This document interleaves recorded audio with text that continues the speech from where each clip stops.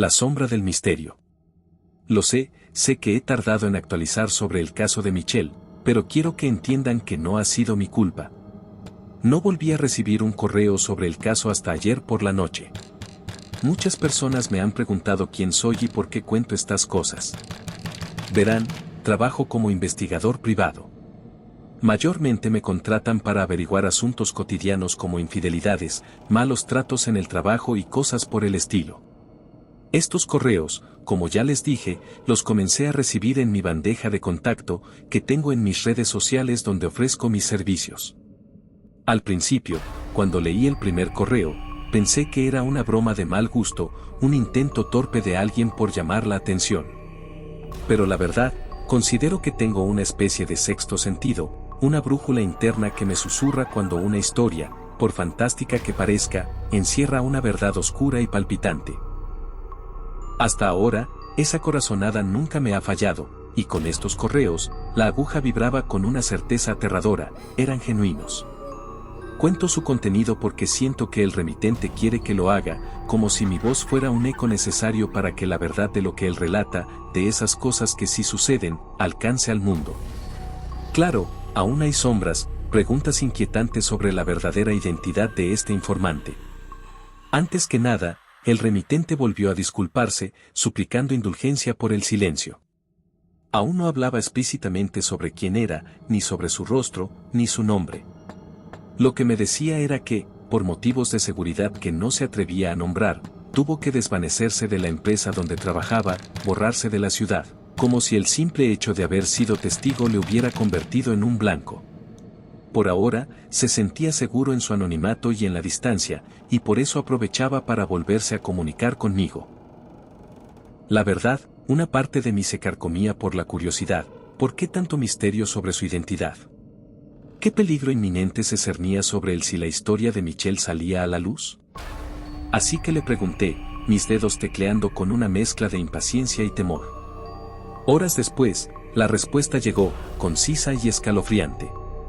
Entendía mis preguntas, me dijo, pero debía ser paciente. Poco a poco, las piezas se unirían, me revelaría quién era, cómo aquella información había caído en sus manos, e incluso me proporcionaría pruebas tangibles de lo que relataba. Lo único que me podía decir con certeza, por ahora, era que era una persona muy cercana a Michelle, y que la única forma de ayudarlo era contar todo lo que había vivido. Su relato, poco a poco, disiparía el velo de incertidumbre sobre lo que realmente estaba pasando y el porqué de sus precauciones extremas. Después de esto, el extraño remitente reanudó la historia justo donde la había dejado, sumergiéndome de nuevo en la fría atmósfera de aquella oficina. Retomando la conversación entre Mark y Michelle, el remitente cuenta que Michelle no quiso indagar más. La palidez cadavérica de Mark, el temblor en sus manos al sostener el vaso de agua, el eco de su voz quebrada, todo gritaba que estaba al borde del abismo. Michelle, sintiendo el aire pesado de la confesión, se limitó a cambiar el tema, buscando desesperadamente relajar el ambiente. Mark lo notó. Una expresión de alivio, casi de gratitud, cruzó su rostro demacrado. El silencio era su único refugio. Después de esa conversación cargada de horrores velados, Michelle se limitó a terminar, junto con Mark, los documentos del alquiler, dejando todo listo con una eficiencia casi robótica. El remitente cuenta que Michelle siguió con su día, una fachada de normalidad que apenas ocultaba el peso de lo que había escuchado. La verdad es que Michelle trataba de no pensar en el relato de Mark, de no dejar que las imágenes de manos ensangrentadas y ojos negros se apoderaran de su mente. Seguía creyendo que, quizás, Mark sufría algún trastorno, alguna falla en la percepción que le hizo ver lo que contó. Al fin y al cabo, nunca terminó de relatar qué fue exactamente lo que vio en aquella ventana, dejando un vacío aterrador en el relato. Era mejor no pensar en eso, mejor era que se enfocara en su trabajo, en la mundanidad de los alquileres y las ventas, en vez de darle vueltas a esa semilla de locura que Mark había plantado en su cabeza. Horas antes de que su turno en la oficina terminara, el teléfono sonó. Era la persona interesada en alquilar la casa. El sujeto dijo que, por el momento, no se mudaría todavía, pero que pagaría el alquiler religiosamente, ya que por temas de trabajo tendría que viajar las próximas 2 semanas. Una ausencia conveniente, pensó Michelle con un escalofrío. Pero el trato era un trato. Michelle aprovechó la llamada y le comentó que ya se había reunido con el propietario y que todos los documentos estaban listos para proceder con el alquiler.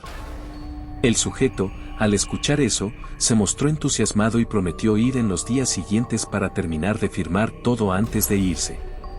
Después de eso, Michelle concluyó la llamada, una extraña sensación de desasosiego instalada en su estómago. Cuando Michelle regresó a su departamento, lo primero que lo golpeó fue ese silencio frío y opresivo, un recordatorio constante de su soledad. Cansado, sintiendo el peso de la jornada y el relato de Mark, fue a buscar comida instantánea en su despensa, sin energía para cocinar. Mientras el agua hervía para los fideos, los eventos del día se repetían en su mente como un bucle macabro. Aquella extraña y particular conversación con Mark, el relato que se le negaba a abandonar sus pensamientos. Repasaba cada fragmento, y una parte de él, la más lógica y escéptica, luchaba desesperadamente contra la otra, la que albergaba un ápice de duda que crecía como un cáncer. ¿Y si Mark sí vivió todo lo que relató? ¿Y si no era locura, sino algo más allá? Una conclusión helada se formó en su mente, una idea que, aunque absurda, se sentía extrañamente ineludible. Si quería salir de dudas, solo tenía una opción. La única forma de desentrañar la verdad era pasar una noche en aquella casa. Ver con sus propios ojos, sentir con su propia piel, si en serio sucedían esas cosas que le contaron. Una risa nerviosa, teñida de histeria, se apoderó de él. Se dijo a sí mismo que era una locura darle importancia a algo así, y más aún, pensar en el hecho de pernoctar en esa casa solo por una mórbida curiosidad. Aquello seguía siendo, para Michelle, invenciones o fantasmas creados por algún trastorno cognitivo de Mark. Pero aún así, no podía negar que, mientras Mark le contaba su historia, un escalofrío auténtico le había recorrido la espalda, una incomodidad visceral. Y para Mark, todo lo vivido había sido real, sus ojos desorbitados y sus nervios destrozados eran prueba irrefutable de un trauma genuino.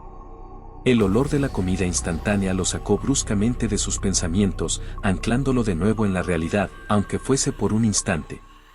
Era sábado y Michelle estaba libre.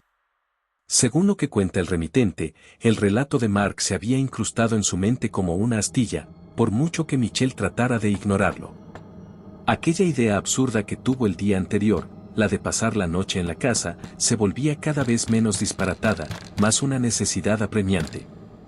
Quizás, al pasar una noche en ese lugar, la quietud y la normalidad disiparían esos pensamientos intrusivos.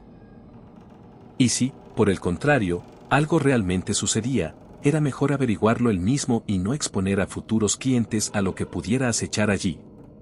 A pesar de su persistente escepticismo sobre lo sobrenatural, la cautela profesional se mezclaba con una curiosidad que rozaba lo obsesivo.